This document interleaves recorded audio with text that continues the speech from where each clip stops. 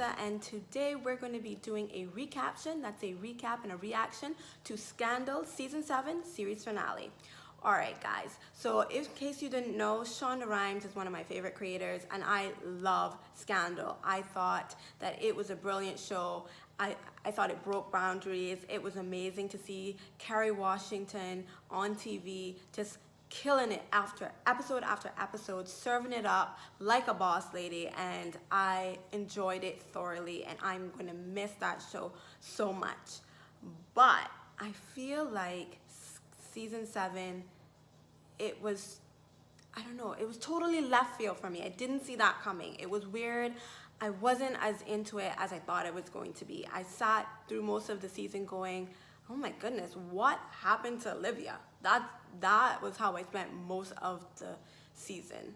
What happened to Olivia? So let's talk about it. So if you haven't watched it, spoilers, sorry, but you should have watched it. It came out like a year ago.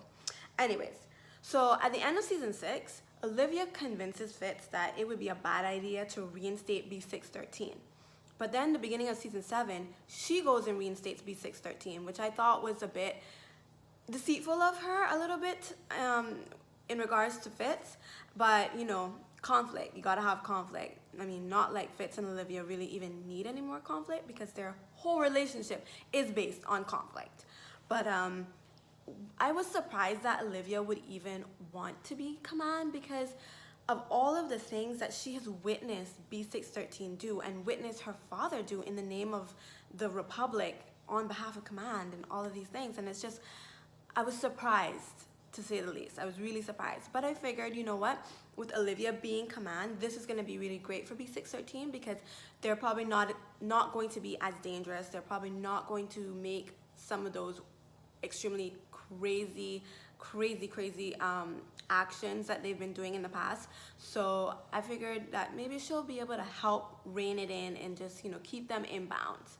But boy, was I wrong, because it come in like when she took over as command, that power went to her head and she just felt like she could do whatever she wanted, and to hell with the consequences, because it was all in the name of the Republic, protecting the Republic. That's what she was doing everything for. So she didn't feel like she did anything wrong in this season because she was trying to protect the Republic.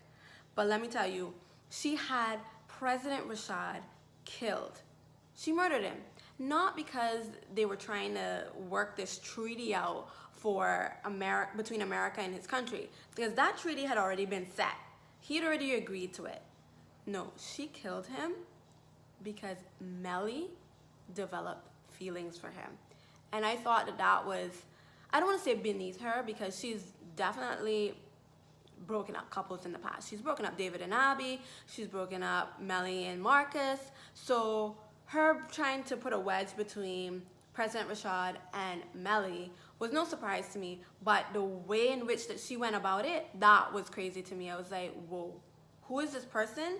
And what have we done with Olivia? I mean, Olivia is supposed to be a gladiator. She's supposed to wear the white hat and crusade for justice.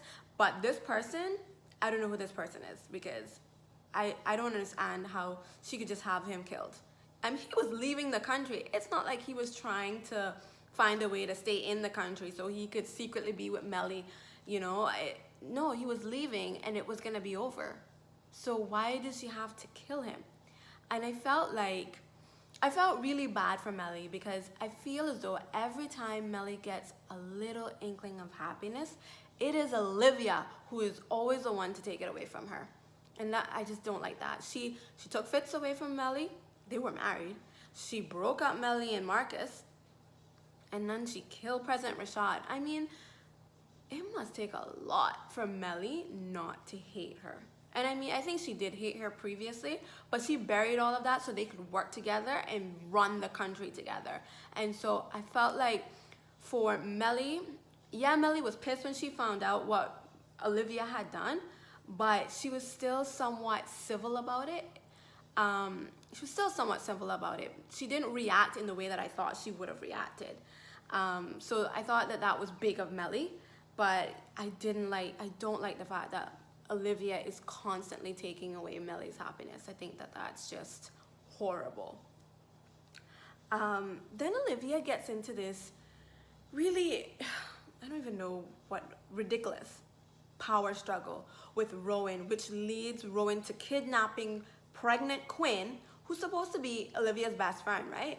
And instead of Olivia giving Rowan what he wants so that she can deliver Quinn back to her life, she allows for him to walk in that room and kill Quinn.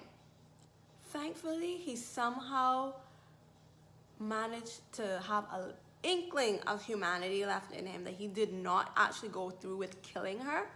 And I was so happy to see that, because I think that it would just been horrible, because she's pregnant. So you wouldn't just be killing her, you'd be killing her and her baby. Come on, that is just cruel. And I couldn't believe that Olivia let it get that far. I mean, obviously she struggled with it, and they showed us times where she was alone and she was struggling with it. But I couldn't believe that she actually sat there and let Rowan walk in that room and almost kill Quinn. To me, I was like, forget about going over a cliff. You done gone over the cliff and you're knocking at hell's door. Really, Olivia? Really? I couldn't with that one. One of the things I loved about this season was the fact that Mellie was president. I love the way she played that role. I love how strong she was as president. She didn't let those men come in there and push her around. She, and I love that Olivia had her back. And Olivia straight up told her, like, don't you dare listen to another man over me. I have your back. I love that. I love that women empowerment kind of thing. And that seems to be like a theme throughout this, particularly throughout this season, with Mellie being president, Olivia being chief of staff, Quinn running OPA. I think that was brilliant. And the way they were the way that Olivia was really uplifting and pushing Mellie to be the best that she could be. I love the real life issues that they tackled in this season.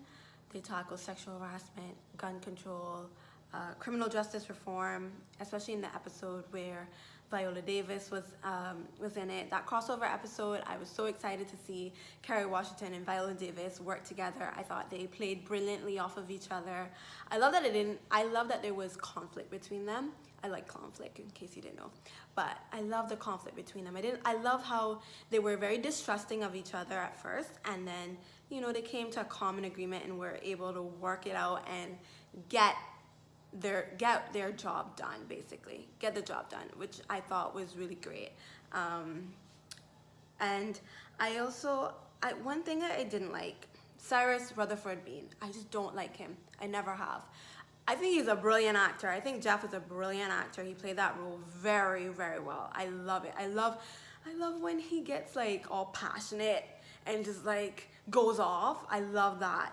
But I can't believe that he has been the criminal mastermind behind this whole thing to become president. He wants president so bad that he created this elaborate plan to have Luna Vargas kill Frankie Vargas.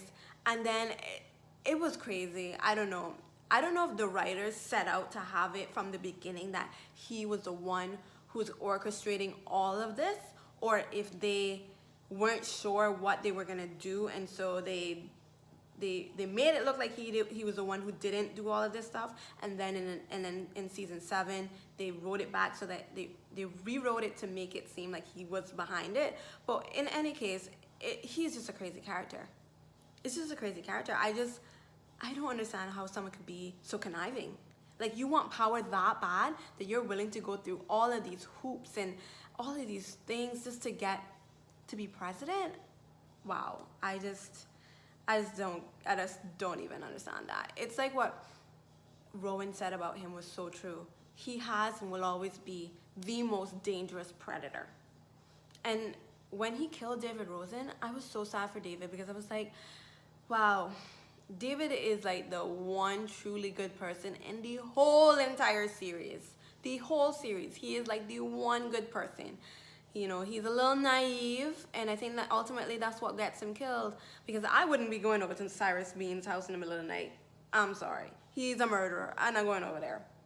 He was gonna have to come to my office, and we're gonna make that deal. But I wasn't going over to his house. But poor old David, he wants to see the good in everyone, so of course he goes over there thinking nothing of it.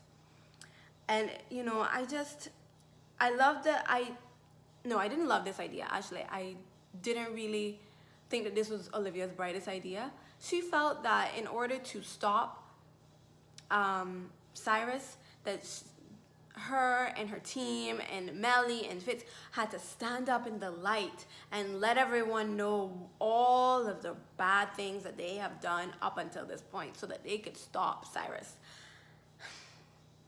I just thought that was the most ridiculous idea I've ever heard.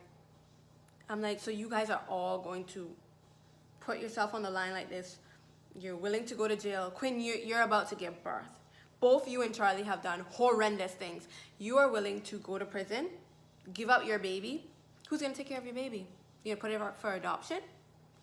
What? You don't, and like, what did they think was going to come of that? They're going to go to prison. Of course they're going to go to prison. But originally when I heard the idea, I was like, this is so stupid. Like, I think that they're going to get in big trouble for this. But of course, I knew after a while, after I thought about it for a few minutes, I was like, you know what? There's no way they're going to go to prison. There's no way. Something is going to happen to stop them from going. Either something's going to stop them before they testify, or there's going to be something that happens after they testify that stops them from going to prison. But either way, they're not going to go to prison. So I didn't really buy the whole, oh, we're going to go to prison kind of thing. But I just thought it was ridiculous to even put themselves in that risk. Like, I didn't buy that part. And I really did like at the end how Rowan was sitting there reading those old men. I was like, yes, tell them, Rowan. Because he told them, like, how does it feel to know that a black man has been running this country because you fools have been destroying it since the day you guys were in power? I thought that was quite interesting.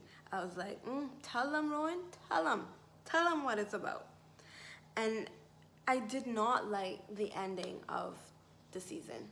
The way that everything seemed to be wrapped up in a nice little bowl and packaged to you. Here you go. I didn't like that. Like, I wanted something else. I don't know what I wanted. I wanted some more drama at the end. I don't know. Maybe a little bit of a cliffhanger. You know, I feel like Cyrus didn't get punished for anything that he did, and he did a lot. He did a lot, and I feel like he didn't get punished at all. Jake went to prison, which I don't understand why Jake didn't fight. He didn't fight for his freedom. He was just so content to go to prison for all of them. I was like, really? You really are gonna go to prison? You just give up fighting? Because a second ago you were willing to put Olivia in prison. Now all of a sudden you are willing to go to prison? It felt rushed. I don't know. I just didn't. Overall, it's a brilliant series. Loved it. But season 7, not my favorite. Not my favorite at all. But I did like how they had the two little black girls at the end, and they were in the museum and they saw a picture of Olivia, and I thought that was really inspiring. I think it's important that we have representation here. You know, we need to see more black women having lead roles, and not just the stereotypical roles, but roles like Olivia Pope, roles like Annalise Keating.